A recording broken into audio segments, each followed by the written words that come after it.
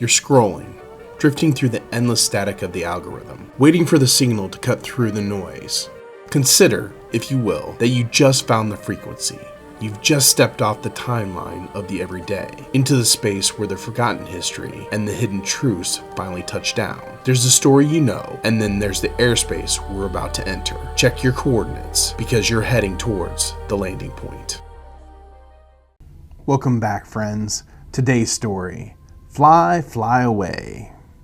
It was an October afternoon in Colorado, and the sky was carrying a secret. If you had looked up, you would have seen it. A massive silver saucer shaped like an object tumbling through the clouds, catching the glint of the autumn sun.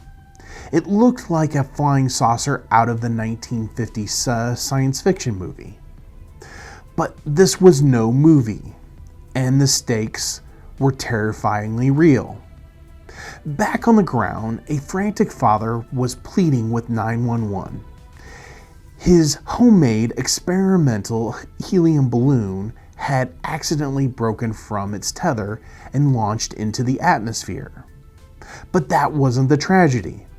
The tragedy was his 6-year-old son was trapped inside the flimsy basket underneath it. You remember the panic. For 2 agonizing hours, the entire nation stopped breathing. Cable news networks broke into regular programming, broadcasting live footage of the silver speck drifting higher and higher, reaching an altitude of 7,000 feet. Commercial flights at Denver International Airport were diverted.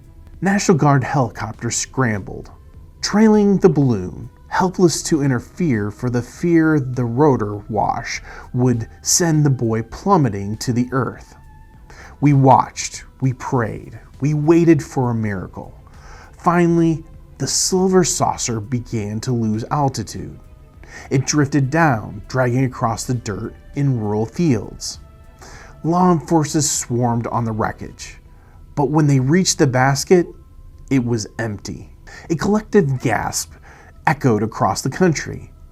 Had the little boy fallen? Was he lost somewhere in the vast Colorado wilderness? Search and rescue teams mobilized. The father fell to his knees in anguish.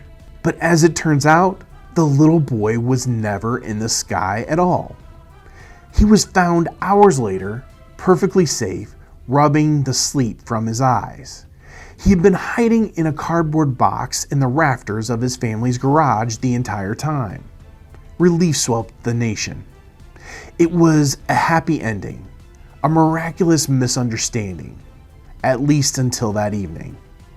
Sitting together for a television interview, a seasoned news anchor asked the young boy a simple question. Why did you stay hiding in the attic when you heard people calling your name? The 6-year-old turned his head, looked at his father, and with the brutal, innocent honesty that only a child possesses, uttered the words that would unravel everything.